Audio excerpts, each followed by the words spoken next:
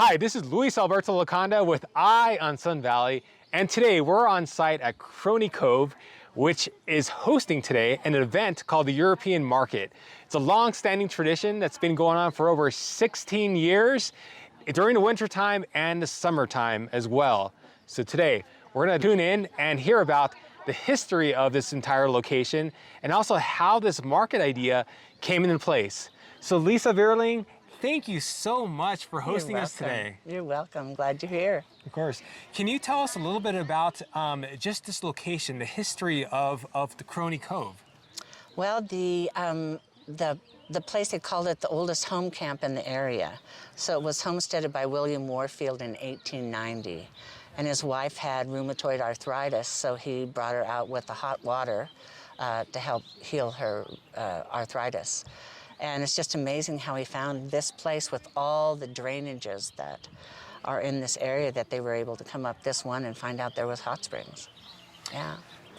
Tell us a little bit about the just the connection with mining out here. How does this entire community get started?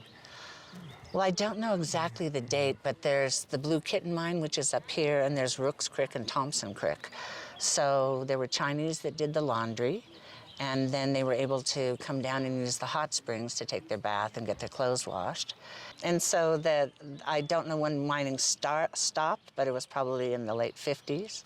After Warfield sold it, from my understanding, 3 men purchased it, and that's why it was called Croney's Cove. And then after that, a woman by Ma Ba bought it, and she ran it as a brothel for I don't know exactly how long. And then when Mr. Warfield sold off the land starting in 1910 to a bunch of different families from Pocatello and Twin Falls and Idaho Falls, so they came up and had what's called like a summer camp up here. And then there was a gentleman by the name of Ivan Swanner and his mother that used to cook for all the miners too that were up here, and he's passed, but he was a really great historian on the area here. Tell us a little bit about how you came about this area too as well. How did you come across living here in Croney Cove? Well, I came here as a little girl. Our family was from Sheridan, Wyoming. We'd always see my grandfather, and I had a love affair with Sun Valley really young. And this was owned by a friend of mine. My friend sold the property and it sold to someone else and they didn't want it. And I was lucky enough, very lucky enough to be able to secure it. It's been the biggest pleasure of my life getting to live out here. Tell us a little bit about preservation. You know, there's so much history here. Do you practice that, or what's your take on keeping this pretty? Well, I started out in architecture and interior design, and when I got this property, I wanted my little Tuscan stone cabins and things. And then when I found out the significance of it, I really couldn't build what I wanted to build. So basically tried to keep it within the character and redo part of the, and even I found, light fixtures and different things that were in the ground that I incorporated into the decor of it, yeah. And unbeknownst to myself, I kind of put it back to how it really was originally with spots. So today we're at the European Market. Obviously, we have a lot of visitors here. Yeah. Going through your home too as well. We're hosting this.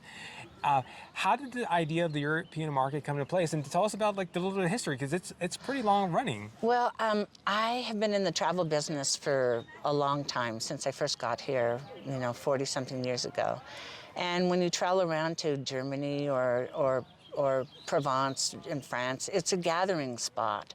There's markets on every day of the weekend, and people come to see each other, have a cup of coffee, not necessarily have to buy, but it's just an old tradition in Europe for people to gather and socialize. And so I just thought it would be something kind of fun to do. And then also would go in my travels finding handworks, so you're trying to support people that are hand-making goods and then bring them back and sell them, and then that everything has a story about that.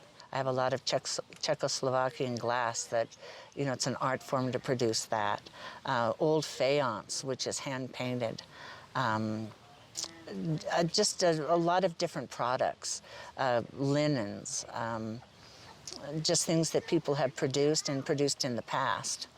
I had an opportunity to walk through a little bit, and I saw, speaking of stories, saw like a headdress, maybe like a silver headdress. The Mal thing. minority, yeah. Tell us about that. Describe it and tell us about a the little Mal bit about that. minority is a small segment in China, and they have a very, very interesting culture. And that headdress is part of like a courtship type.